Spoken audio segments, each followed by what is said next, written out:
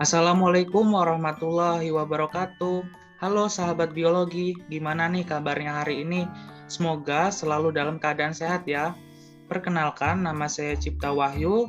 Saya bersama rekan-rekan dari kelompok 2 yaitu Nabila Herlinawati, Fajriani Nurmatin, dan Nigita Kusumaningrum akan membawakan sebuah materi mengenai kelas dari maizin dan betromyzon. Langsung saja ke materinya ya. Sebelum lebih lanjut, kita akan membahas mengenai agnata. Nah, agnata ini berasal dari bahasa Yunani, an yang berarti tidak dan gnatus yang berarti rahang. Artinya, kelompok dari agnata ini merupakan ikan yang tidak mempunyai rahang. Agnata adalah bagian dari superkelas Pisces, subfilum vertebrata. Tubuh agnata dapat dibedakan atas caput atau kepala, trakus atau batang tubuh, dan ekor. Cara memperoleh makanan hewan ini yaitu dengan menghisap cairan tubuh mangsanya. Klasifikasi agnata dibagi menjadi dua kelompok makhluk hidup. Yang pertama yaitu maizin, contoh spesiesnya adalah hagfish, dan betromyzon yaitu contoh spesiesnya lamprey. Dikatakan juga bahwa agnata ini merupakan spesies ikan purba atau yang paling primitif. Nah, nanti juga kita akan membahas mengenai kelas maizin. Contohnya tadi hagfish, yaitu dari taksonomi, sistem organ, anatomi, dan fun fact yang dimiliki oleh hagfish tersebut. Selanjutnya ada taksonomi dari hagfish. Nah, untuk hewan ini masuk ke dalam kingdom Animalia, filumnya Chordata, kelas Maizini, ordo Maiziniformes, famili Maizinoideae, genus Maizin, dan spesiesnya Maizin glutinosa. Untuk penjelasan selanjutnya, saya serahkan kepada rekan-rekan saya. Halo semuanya, perkenalkan saya Nigita Kusumaningrum akan menjelaskan materi selanjutnya, sistem organ. Kelas mix ini memiliki ciri-ciri bentuk seperti ular, tidak mempunyai tulang belakang, tidak mempunyai rahang mata rudimenter, tidak ada sirip berpasangan, dan tidak ada sirip dorsal. Bertulang rawan, semua anggota kelas mix ini hidup di laut, sebagian besar di zona intertidal, pada dasar berlumpur lunak dan berpasir. Contoh hewan yang termasuk kelas mix ini yaitu ikan hagfish. Selanjutnya, sistem organ hagfish. Sistem respirasi dicirikan dengan 7 pasang kantong insang dibantu dengan lengkung bronsi yang terletak dekat dengan permukaan tubuh. Sistem rangka terdiri dari tulang rawan berupa jaringan ikat yang rapat. Sistem ekskresi terdapat 2 buah ginjal dilengkapi saluran sampai ke sinus urogenitalis, selanjutnya ke papilla urogenitalis. Sistem saraf hanya mempunyai notochord yang merupakan bentuk kolomna vertebralis paling awal. Sistem reproduksi, eksternal ovari dan testis terdapat pada satu individu pada hagfish, di mana hanya gonad dari salah satu jenis kelamin yang fungsional dan tanpa adanya tahapan larva. Sistem pencernaan, saluran pencernaan makanan dimulai dari mulut, lalu ke pharynx yang pendek, lalu ke esophagus, lalu ke intestinum yang mempunyai klep di sebelah anterior. Di dalam intestinum terdapat lekukan spiral. Sistem peredaran darah, jantung terdiri dari 2 bagian yaitu serambi dan bilik. Ventricle memompakan darah ke arteri dan atrium menerima darah dan pembuluh-pembuluh vena. Tidak mempunyai sistem porta nasalis. Selanjutnya, anatomi ikan hagfish. Ikan hagfish memiliki mulut terminal dengan 4 pasang tentakel di pinggir, memiliki nostril di ujung kepala dan berhubungan dengan pharynx. Mata terletak di bawah lapisan kulit. Hagfish mempunyai branchial basket 10-14 pasang. Ikan ini tidak memiliki sirip dorsal. Hagfish maksimum panjangnya sekitar 2,6 feet, mempunyai gigi tanduk di lidahnya yang berguna untuk mencengkeram mangsanya.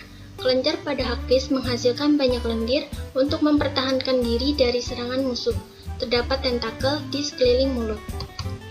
Fun facts, tahukah kamu hagfish dijuluki sebagai slim eel atau belut lendir? Yang kedua, hagfish hidup di dasar laut. Yang ketiga, makanan favoritnya adalah bangkai. Yang keempat, hagfish tidak memiliki tulang. Dan yang kelima, hagfish diubah menjadi hidangan lezat di Korea. Assalamualaikum warahmatullahi wabarakatuh. Perkenalkan, nama saya Nabila Herlinawati dengan NPM 1913024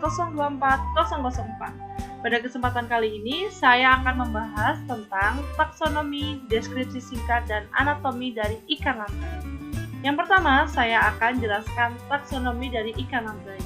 Ikan lamprey berasal dari kingdom Animalia, filum Chordata, kelas Cephalaspidomorphi, ordo Petromyzontiformes, famili Petromyzontidae, genus Petromyzon, dan nama spesiesnya yaitu Petromyzon marinus atau yang dikenal dengan ikan lamprey. Ikan lamprey tidak memiliki rahang dan tidak memiliki tulang belakang. Ikan lamprey termasuk jenis ikan yang bersifat parasit dan termasuk ikan Anadromous. Apa sih yang dimaksud dengan ikan Anadromous? Nah, ikan Anadromous adalah ikan pada saat penetasan dan pada saat remaja, yaitu hidupnya di air tawar, sedangkan pada saat pendewasaan dia hidupnya di air laut. Oke, selanjutnya saya akan menjelaskan tentang kenapa ikan lamprey itu disebut dengan hewan parasit. Nah, ikan lamprey itu memiliki gigi-gigi dan dia itu sukanya melekat dan memarut badan ikan tersebut.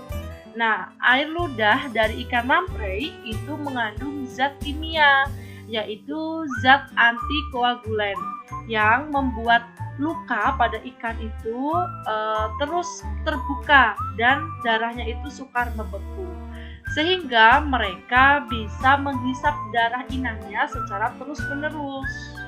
Nah, ikan lamprey itu ditemukan di air tawar dan di air laut. Kemudian saya akan menjelaskan anatomi dari ikan lamprey. Tubuh ikan lamprey dibedakan atas 3 bagian. Apa saja sih? Yaitu ada caput atau kepala, ada trunkus atau batang tubuh, dan cauda yaitu ekor. Di ujung kepala arah ventral itu terdapat seperti bentuk mangkok yang disebut dengan busal funnel, yang di tepinya itu dilengkapi dengan papil-papil lunak dan di dalamnya terdapat gigi-gigi zat tanduk. Papil-papil lunak tadi sebagai alat perasa, jadi papil tersebut itu digunakan ikan lamprey sebagai indera perasa. Dengan adanya gigi itu memungkinkan lamprey melekat dan memarut badan ikan atau badan inangnya. Nah, air ludahnya dari ikan lamprey itu mengandung bahan kimia yang mampu mencegah pembekuan darah. Inang tersebut terdapat di kantong-kantong ototnya yang terbuka keluar melalui serangkaian celah yang terdiri dari 7 buah celah kecil di dalam berhubungan dengan sebuah saluran yang bermuara di dalam mulut. Nah, sepanjang lateral sampai median terdapat saluran yang berisi indera peraba, di mana saluran ini tuh memanjang sampai ekor.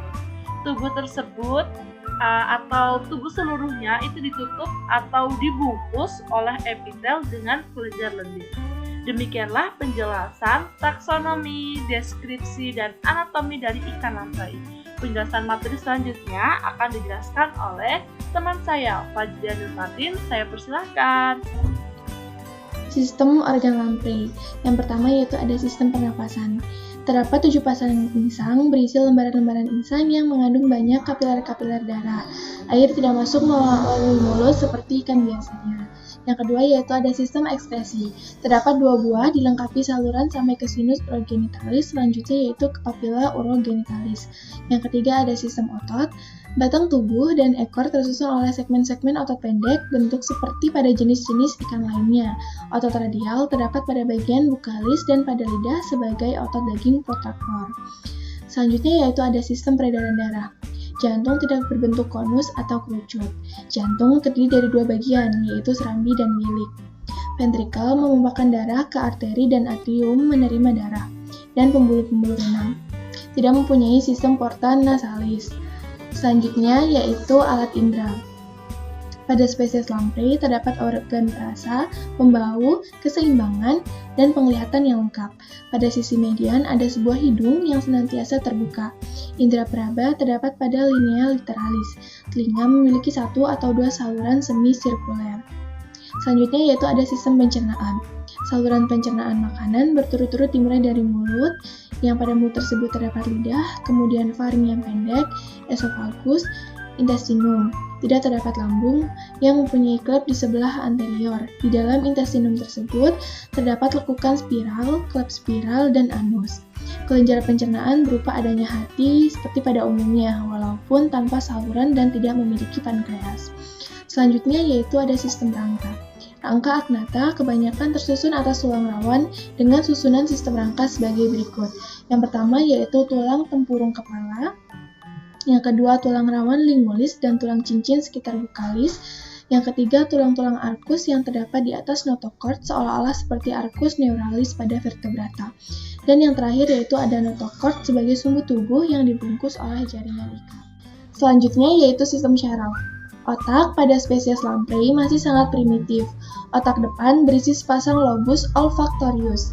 Arah belakang ada cerebral hemipers kecil, melekat di dienophalus. Di bawah dienophalon terdapat infundibulum dan pada bagian dorsal terdapat struktur pineal. Pada otak tengah terdapat sepasang lobus optius yang lebar. Pada otak belakang terdapat cerebellum atau rudimentae yang kecil. Arah ventral terdapat modulus oblongata yang lebih besar. Dari otak keluar 10 pasang syaraf cranialis, nerve cord berbentuk sabuk dan terdapat akar belakang atau dorsal dan ventral sebagai saraf spinalis. Sistem saraf simpatis belum berkembang. Yang terakhir yaitu sistem reproduksi. Telur yang dibuahi berkembang menjadi larva amukot yang sangat berbeda dengan hewan dewasa. Pada fase belum dewasa tidak dapat dibedakan antara jantan dan betina. Hewan betina mempunyai ovari yang menghasilkan telur dan hewan jantan mempunyai testis yang menghasilkan sperma. Saluran kelamin tidak ada pada kedua jenis kelamin tersebut. Gamet tumpah ke dalam solom melalui sepasang lubang, kemudian masuk ke dalam sinus urogenitalis, kemudian keluar ke dalam air dan di sanalah terjadi pembuahan. Ini artinya fertilisasi terjadi secara eksternal. Stadia larva disebut mikrovakus, memiliki endostil seperti pada Protochordata atau Chordata primitif. Nah, selanjutnya ada fakta-fakta unik atau fun fact tentang ikan lamprey ini loh. Apa aja sih? Kita simak yuk. Yang pertama yaitu, makhluk aneh bernama lamprey ini mirip seperti ular dan dipercaya telah ada lebih dari 200 juta tahun lalu atau jauh sebelum era dinosaurus dan vertebrata tertua lainnya. Karena itulah, julukan fosil hidup pun melekat padanya. Yang kedua yaitu, meskipun ikan ini mirip dengan belut, lamprey bukanlah belut, karena lamprey mempunyai 2 pasang insang yang terletak di sisi tubuhnya. Masing-masing insang memiliki 7 buah lubang, sementara bentuk insang belut tidak seperti itu. Dan yang terakhir yaitu lamprey adalah binatang parasit. Dengan mulut cakram itu ia makan. Ia menempelkan mulut cakram tersebut ke tubuh ikan yang lebih besar, lalu melubangi kulit ikan itu dengan gigi-giginya yang tajam. Kemudian ia menghisap darah dan cairan tubuh ikan. Dengan cara makannya seperti itu, lamprey kemudian mendapat julukan vampir laut atau vampirnya para ikan. Ada juga yang menyebutnya dengan binatang bermulut vakum cleaner. Nah, itu tadi merupakan fakta-fakta unik dari ikan lamprey. Sekian presentasi yang dapat kami sampaikan. Mohon maaf apabila ada kesalahan. Kami akhiri. Wassalamualaikum warahmatullahi wabarakatuh.